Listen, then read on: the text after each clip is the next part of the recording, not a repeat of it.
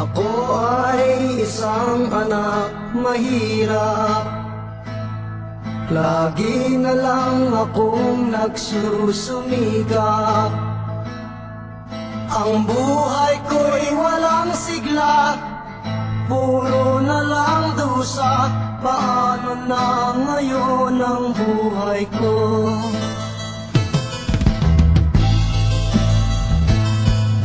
Sa akin ay walang tumatanggap,